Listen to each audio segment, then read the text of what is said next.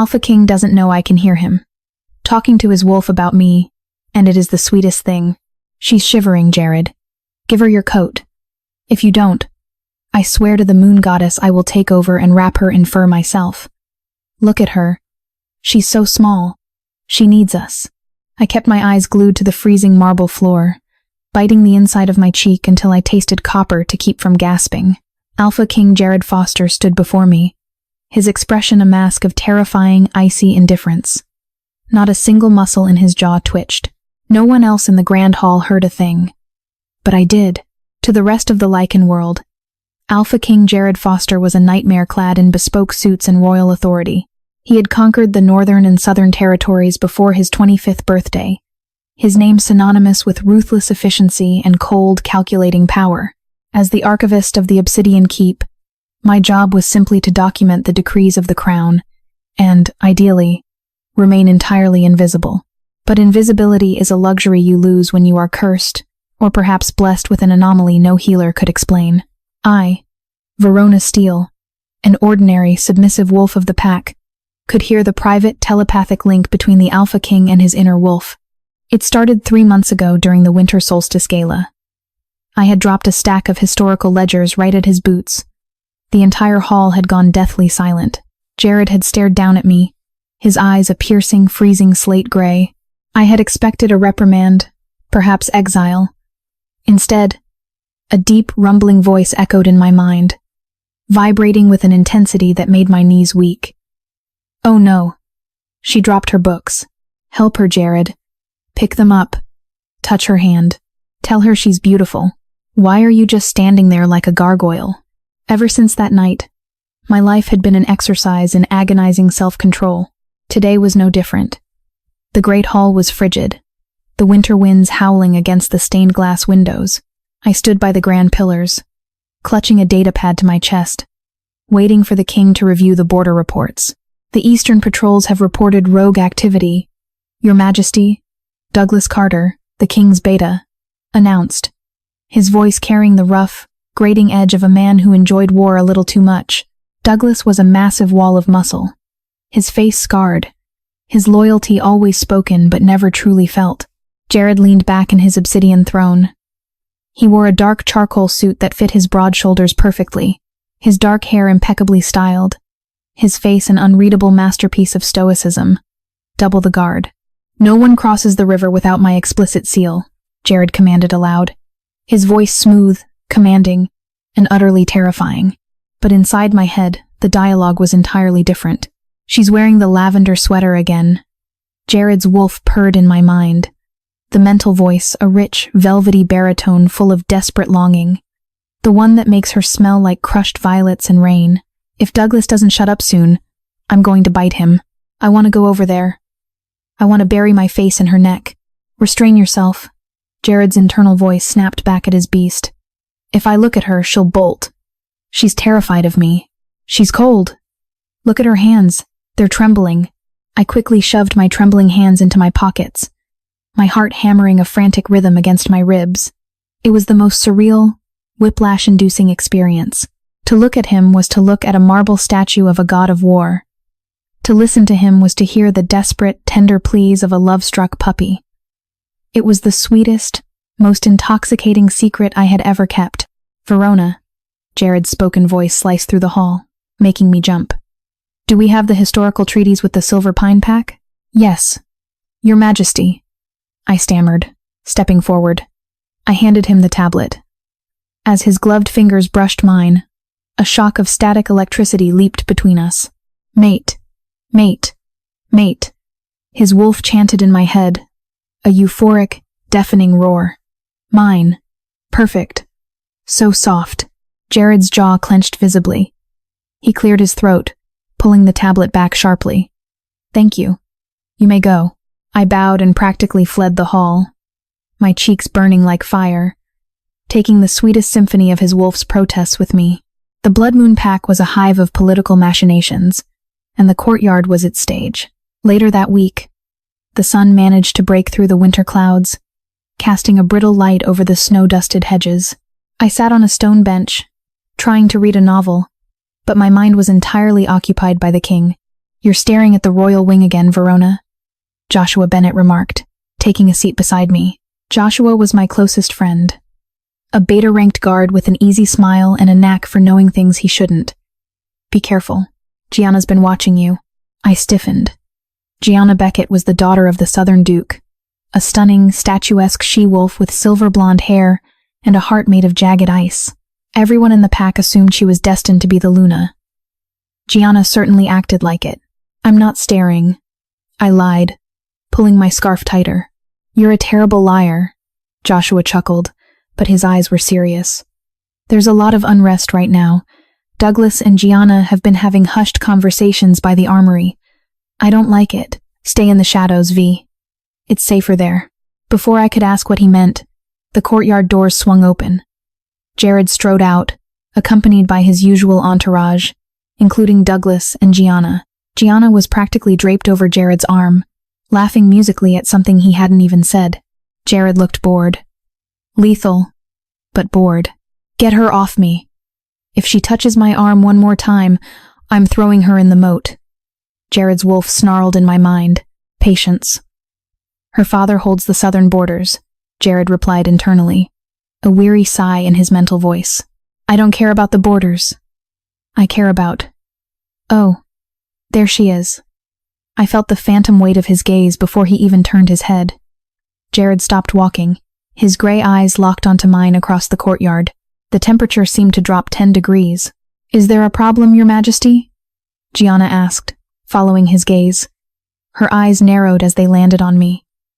A flicker of pure, unadulterated venom flashed across her beautiful face. Look at her sitting there with Joshua, Jared's wolf growled, a low, possessive sound that made my core tighten. Why is he sitting so close? I should rip his arms off. No, that would upset her. I will just demote him. To a rock. I had to bite my lip to keep from laughing out loud at the absurdity of the Alpha King being jealous of my best friend. No problem, Jared said aloud, his voice a flat drawl. Just ensuring the staff isn't idling. Gianna smirked. Some of the lower-ranking wolves lack discipline. Jared, perhaps I should have a word with her. If you speak one word to my mate, I will end your bloodline, the wolf roared in my head.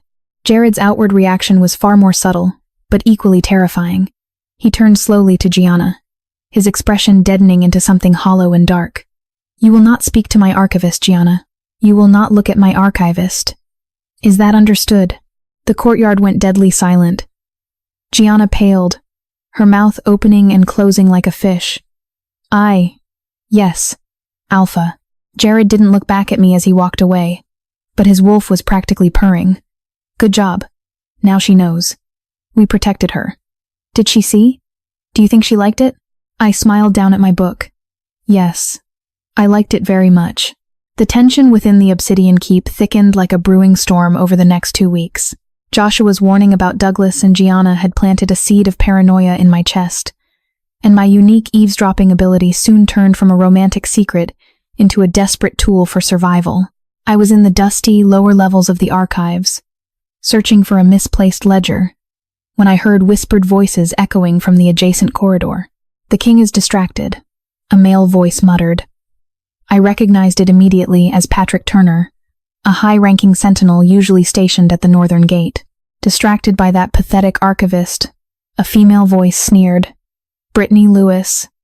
She was one of Gianna's inner circle. Gianna says the Alpha is losing his edge. Douglas agrees. The Blood Moon Pack cannot be ruled by a man who favors a weak, human-blooded runt over true nobility.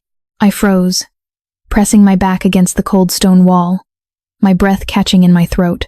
The royal hunt is tomorrow, Patrick continued, his voice dropping an octave. Douglas has arranged for the perimeter wards to be temporarily disabled. A pack of rogues will breach the hunting grounds. In the chaos, accidents happen. A stray arrow, a misplaced step. The crown will fall to Douglas, and Gianna will be his queen. And the archivist? Brittany asked. She's collateral damage. Douglas wants no loose ends. Terror, icy and sharp, flooded my veins. Treason. They were planning to assassinate the Alpha King. I waited until their footsteps faded away before I dared to move. I had to tell Jared. But how? If I told him what I heard, I would have to explain how I knew. Revealing my mind-reading ability could label me a witch, an anomaly, or a spy. The penalty for dark magic in the pack was death, but the alternative was letting Jared die.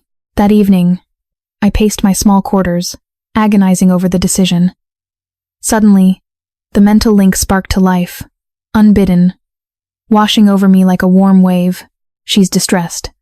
I can feel it, Jared's wolf whimpered. She's 2 floors down, how can you feel it? Jared reasoned, though his internal voice was tight with worry. The bond is forming, idiot. She's my mate. Something is wrong. Go to her. Now. I can't just show up at her door in the middle of the night. It's inappropriate. She'll think I'm a monster. I am a monster, and I want my mate, I gasped, as a heavy knock sounded at my door. I pulled my robe tight and opened it. Jared stood in the dimly lit hallway. He looked exhausted. His tie loosened, his hair slightly rumpled.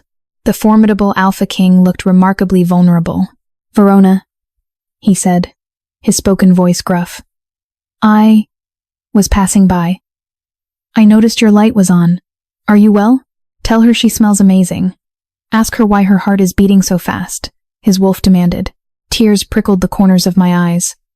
This terrifying, powerful man was entirely at the mercy of his love for me, and he was about to walk into a death trap. I couldn't keep quiet. Your Majesty, I whispered, stepping out into the hall and looking up into his storm-gray eyes. You cannot go on the royal hunt tomorrow. You have to cancel it. Jared's brow furrowed. Cancel the hunt? It is a sacred tradition.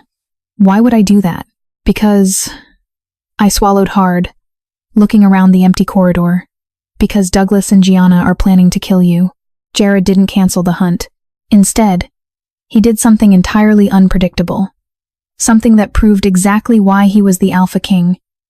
He didn't lock me away from my wild accusations. He didn't execute Douglas on the spot without proof. He didn't even demand to know my sources. He simply nodded, his slate-gray eyes turning to chips of unbreakable ice, and said, Then we shall let them spring their trap. The morning of the royal hunt broke with a bitter, biting cold. The forest floor was blanketed in a thick, crunchy layer of frost that shattered like glass beneath heavy boots. The air in the courtyard was thick with the scent of pine, damp earth, and the undeniable, metallic tang of adrenaline. Before dawn, Joshua had cornered me near the stables, his face pale with dread, begging me to stay in the archives. I had only shaken my head, unable to explain that letting Jared ride out alone felt akin to ripping my own heart from my chest. You will ride with me, Jared declared in front of the entire hunting party, effectively shocking the assembled nobility into absolute silence. He stood beside his massive black warhorse, a beast as intimidating as its master, wearing a thick riding coat lined with dark fur. Gianna, sitting atop a magnificent white stallion, looked as though she had swallowed a lemon whole. Alpha, she began, her voice dripping with false concern. Surely the archivist has no place in the vanguard.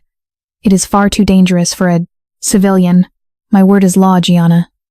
Are you questioning it? Jared's voice was a whip crack across the frosty air. The subtle challenge in his tone made the surrounding guards stiffen. Gianna quickly lowered her eyes, masking her fury. No, Alpha. Before I could process the logistics of riding, Jared's hands were on my waist, effortlessly hoisting me onto the saddle. He swung up immediately behind me. His broad chest was a solid wall of heat against my shivering back, his arms caging me in as he took the leather reins. The sheer proximity to him was dizzying. I was enveloped in his scent of ozone, dark cedar, and mint. I am never letting her go, his wolf purred, a sound of absolute, unadulterated bliss filling my mind. She fits perfectly. Look at her blushing. We should just ride off into the mountains right now and build a cabin. To hell with the pack. To hell with the hunt. She is all that matters. Focus.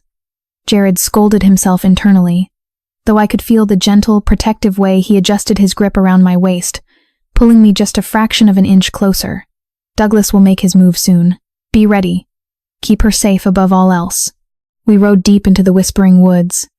The trees grew thicker, their ancient gnarled branches weaving a dense canopy that blocked out the pale winter sun, casting the world in a twilight of eerie shadows. The tension was suffocating. a physical weight pressing down on my chest. I scanned the perimeter. I could see Patrick Turner flanking us to the left, his hand hovering dangerously close to the polished wood of his crossbow. Douglas rode up ahead, his massive frame rigid, surveying the tree line not for prey, but for his hired assassins. Then, the howl pierced the air. It wasn't a pack howl. It lacked the harmonic resonance of a unified family. It was a feral, disjointed screech of starving, desperate rogues. It sent a primal shiver down my spine. "Ambush!" Douglas roared, drawing his broadsword with a dramatic, rehearsed flourish. "Protect the king!" It was a masterclass in deadly deception. As the surging tide of matted, feral rogues burst from the snow-covered underbrush, Douglas's men feigned fighting. They swung their weapons wildly, but I could clearly see them intentionally leaving wide gaps in the defensive line. They were funneling the attackers directly toward the center. A massive rogue, heavily scarred and frothing at the mouth, lunged directly past Douglas, who conveniently sidestepped at the exact right moment, aiming straight for Jared's mount. Jared didn't even flinch. He dropped from the horse, his arm wrapped securely around me, pulling me with him. We hit the soft, snow-cushioned earth, and in a blur of motion, Jared shifted. He didn't take the time to strip. The transformation was instantaneous and brutal, bones snapping, elongating, and reforming in mere seconds. Where the king had stood, a monstrous, pitch-black lichen now towered. He was a nightmare of muscle and fur, his eyes glowing like hot embers in the gloom. He intercepted the charging rogue midair, his jaws clamping down on the attacker's neck, with a sickening, definitive crunch. Chaos erupted into a deafening symphony of snarls and clashing steel. Jared shoved me roughly behind the massive trunk of an ancient oak tree. "Stay down," his mental voice roared, shaking the very foundations of my mind. I scrambled into the roots, my heart in my throat, watching as Jared fought. He was a terrifying force of nature, a whirlwind of claws and teeth tearing through the rogues that dared approach his mate. But amidst the blood and snow, I heard a mechanical click. I spun around. 30 yards away, hidden in a thicket of frost-covered brush, Patrick Turner had dropped his sword. He held a heavy, silver-tipped crossbow, aimed directly at Jared's exposed back while the alpha was busy dismantling 2 rogues at once. "Jared, behind you!" I screamed at the top of my lungs, my voice tearing through the din of battle. Jared spun just as the bolt flew. His lichen reflexes were godlike, but the silver tip was too fast to avoid completely. It grazed his upper shoulder, drawing a violent hiss of pain and a splatter of dark, thick blood against the white snow. Before Patrick could curse and reload, a blur of gray fur burst from the trees. Joshua had shifted, tackling the traitor to the ground with a savage growl, his jaws snapping inches from Patrick's throat. "Hold your fire! Surrender!" A booming, authoritative voice echoed through the woods, carrying over the snarling rogues. It was Elder Joseph, arriving with a legion of the king's true loyalists, a secondary elite force Jared had secretly summoned the night before. They flooded the clearing, heavily armed and moving with military precision. Within moments, the remaining rogues were subdued or slaughtered. Douglas, realizing his grand coup had failed spectacularly, dropped his bloodless sword into the snow, his face draining of all color as the loyalist guards surrounded him. By nightfall, the great hall had been transformed from a place of royal gathering into a cold, unforgiving tribunal room. The air was thick and oppressive, smelling of damp wool, fierce sweat, and the sharp copper tang of blood. Jared sat on his obsidian throne. His shoulder was tightly bandaged, but he refused any pain medication. He wore only a dark, open-collared shirt, his face an immovable, terrifying mask of ancient wrath. Douglas, Gianna, Patrick, and Brittany were chained in the center of the room. The heavy silver restraints burned their wrists, sending faint wisps of smoke into the air, a constant reminder of their treason. "This is madness," Gianna shrieked, struggling violently against her silver chains, her usually immaculate hair falling in wild tangles around her face. "We were ambushed." Douglas fought bravely to protect the flank. "The archivist is lying. She is a witch, Jared. She is using dark magic to turn you against your true allies." Elder Joseph stood beside the throne, leaning heavily on his carved wooden staff. He was a frail man, but his eyes held the weight of centuries. The archivist claims she overheard a plot, Joseph said smoothly, his gaze sweeping over the prisoners. But how can we be sure? It is, as the Duchess points out, the word of a low-ranking clerical wolf against a beta and a high-born lady. Douglas sneered, sensing a momentary weakness. She's a spy. I told you she was creeping around the lower levels. She was probably planted by the rogues herself to sow discord in the ranks. I stood to the side of the dais, trembling so hard my teeth chattered. This was it. The velvet trap had been sprung, catching the traitors, but the jaws were now closing on me. If I couldn't definitively prove my knowledge, the council would demand my execution for treason and witchcraft. I would hang. Jared slowly turned his head to look at me. His spoken voice was an icy cavern. Verona, how did you know of the plot? Inside my head, his wolf was pacing frantically, a caged beast of pure panic. Protect her. I don't care about the laws. I don't care if we have to kill everyone in this room and burn the keep to the ground. Protect her. Believe her. I do believe her, Jared replied internally, his mental voice laced with a desperate, agonizing restraint. But the pack needs irrefutable proof, or there will be a civil war that will tear our lands apart. She has to tell us how she knows. I cannot save her if she doesn't give me a reason. I took a deep, shuddering breath, stepping away from the safety of the wall and moving into the center of the room, directly under the grand chandelier. I looked at Elder Joseph, then at the sneering faces of the traitors, and finally at Jared. I don't just know about the plot, I said, my voice starting off small but growing remarkably steady for a girl who felt like she was walking to the gallows. I know everything. I turned to face Douglas. I know that 2 weeks ago, by the armory, you promised Gianna the position of Luna in exchange for her father's southern troops, because you knew you didn't have the military backing to hold the crown yourself. Douglas blanched, the sneer melting off his face. Lies. She's guessing. I turned to Gianna, stepping closer to her. I know that you hate the king's new taxation laws. I know you told Patrick that the old ways of border raiding should return, and that Jared was becoming too soft to rule. Gianna's mouth opened, but no sound came out. I turned my back on them and faced Jared, holding his slate-gray gaze. I had to go all in. I had to bear the deepest, most intimate secret I had ever held. I know this because I am not a spy nor a witch. I swallowed hard, the silence in the hall ringing in my ears. And I know, Your Majesty, that right now, your inner wolf is pacing in a cage of panic, telling you to slaughter everyone in this room to protect me. A collective gasp echoed through the great hall. But I wasn't finished. I know that he calls me his mate, I continued, tears finally spilling hot and fast down my cheeks. I know that during the winter solstice, when I dropped those books, you wanted to pick them up for me. You wanted to touch my hand. You wanted to tell me I was beautiful. And your wolf asked why you were just standing there like a gargoyle. The silence that followed was absolute, heavy, and profound. It was the silence of a world stopping on its axis. Jared's impenetrable mask finally, completely shattered. His eyes widened to an impossible degree, his lips parting in sheer, unfiltered shock. He stood up slowly from his throne, moving like a man in a trance. She can hear us, his wolf whispered in my mind. The voice, usually so dominant and demanding, was trembling with a mixture of profound awe and absolute terror. She heard everything, Jared realized internally, his mental voice laced with sudden, intense, agonizing vulnerability. Every stupid, embarrassing, unhinged thing I've thought about her for the last 3 months. By the goddess, Elder Joseph breathed, dropping his staff. It clattered loudly against the stone floor.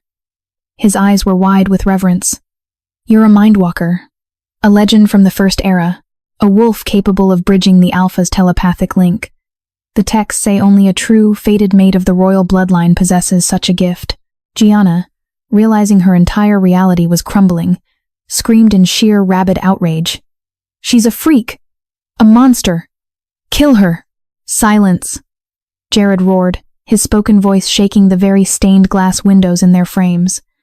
The sheer force of his alpha command drove Gianna and Douglas to their knees. Gasping for air, he descended the steps of the dais, ignoring the bleeding in his shoulder, his eyes never leaving mine. The wrath in him was gone, replaced by something so raw, so beautifully exposed, It made my breath hitch in my throat. He didn't need to speak aloud for me to know his judgment. The absolute devotion radiating from him was palpable. He turned his head slightly toward the royal guard. Strip Douglas Carter, Gianna Beckett, and their co-conspirators of their ranks and titles. Throw them in the deepest levels of the dungeons. They will face the silver blade at dawn. As the traitors were dragged away, kicking, sobbing, and screaming into the echoing corridors, Jared stopped inches from me, the entire court watching in breathless silence. The heavy oak doors of the Alpha's private study clicked shut, effectively isolating us from the buzzing chaos of the castle. The room was cloaked in shadows, warmed only by a massive, roaring hearth that cast flickering golden and amber light across Jared's exhausted face. The silence between us now felt different. It wasn't the silence of secrets kept, but the terrifying quiet of secrets exposed. He stood by the tall window, looking out at the snow-covered grounds, his broad back to me. For a long, agonizing time, neither of us spoke. He ran a hand through his dark hair, the picture of a king who had just had his armor violently stripped away. I am so embarrassed. His wolf whined in my mind. A pathetic, mournful sound. I sound like a needy, pathetic pup. We are the Alpha of the Blood Moon. We conquer territories, and I've been crying over her lavender sweaters. She must think we are weak. Hide me. Go live in a cave. A soft, genuine laugh escaped my lips before I could bite it back. Jared turned slowly, and to my absolute astonishment, the formidable Alpha King's cheeks were faintly dusted with a rosy pink blush. You find my inner turmoil amusing, Miss Steele? He asked, his voice low, raspy, and incredibly tense. I find it. I stepped closer, my heart beating a frantic, joyful rhythm against my ribs. I find it beautiful. All of it. He closed the distance between us in 2 long strides, stopping just shy of touching me, as if he were afraid I was an illusion that might shatter. Every thought? He asked, his gray eyes searching mine frantically. Every desperate, possessive, completely unhinged thought I've had about you since the solstice? You heard all of it? Every time I wanted to rip apart a guard for looking at you? Yes, I whispered, looking up into his eyes, feeling the warmth radiating from his body. I heard you threaten to throw Douglas into the moat. I heard you complain about Gianna's overwhelming perfume, and I heard you call me your mate. Long before you ever spoke the word aloud, Jared exhaled a shaky, broken breath, finally raising a large, calloused hand to gently cut my cheek. His thumb brushed over my cheekbone, his touch incredibly, impossibly tender for a man capable of such violence. And yet, you didn't run away. You heard the mind of a monster, and you didn't look at me with disgust. How could I? I leaned into his touch, closing my eyes for a brief second as the profound electric hum of the mate bond finally snapped completely into place, making me feel whole and undeniably tethered to him. Your words to the pack make you a fearsome king, Jared. But your words to your wolf, your worries, your protective instincts, your sweetness, they make you the man I love. She loves us. Did you hear that? She said the word. She loves us. Kiss her, you absolute idiot. Before she changes her mind, his wolf howled triumphantly, practically doing laps in my mind. Jared didn't need any more prompting from his beast. He leaned down, his lips crashing against mine. It wasn't a tentative, questioning first kiss. It was a claiming, filled with all the pent-up longing, fear, and desire of the last 3 months. It tasted like rain, raw power, and absolute, unwavering devotion. My arms wrapped tightly around his neck, pulling him closer as he deepened the kiss. His hands gripped my waist, lifting me slightly off the ground, holding me against him as if he was terrified I might vanish into the winter mist. When we finally broke apart, both of us breathless and flushed, he rested his forehead against mine, his chest heaving. No more secrets, Verona, he murmured, his physical voice finally matching the deep, resonant warmth of his internal one for the very first time. From now on, what my wolf says, I say, there is no separation. You are my mate, my Luna, my equal, and she's going to wear my coat. His wolf chimed in stubbornly, a smug note in his mental voice. Every single day, so everyone knows. Jared laughed aloud, a rich, beautiful, unburdened sound that filled the dark study and chased away the last of my fears. He took off his thick, fur-lined riding coat, carefully avoiding his injured shoulder, and draped the heavy garment over my shoulders. Yes, and you will wear my coat. I smiled, pulling the incredibly warm, heavy fabric tightly around me, burying my nose in the fur collar that smelled entirely of him. I had spent my life hiding in the shadows, a quiet, unremarkable archivist, documenting the lives of great rulers. Now, I was stepping firmly into the light, guided not by the harsh decrees of an unyielding king, but by the sweet, undying whispers of his soul. True strength is rarely found in the loudest roar or the sharpest sword. It often resides in the quiet vulnerability of a heart willing to love entirely. Verona and Jared's journey proves that the deepest connections are formed not by the masks we wear for the world, but by the unfiltered, honest truths whispered in the silence of our minds. Fate cannot be denied, and love, when rooted in genuine devotion, holds the power to dismantle curses and rewrite the legacy of crowns. It breaks through the rigid walls of duty, proving that even a fearsome king is only whole when he embraces his gentlest truths. If this story of secret thoughts, royal intrigue, and undeniable destiny captured your heart, please like this story, share it with your fellow romance readers, and subscribe for more epic tales of love and suspense.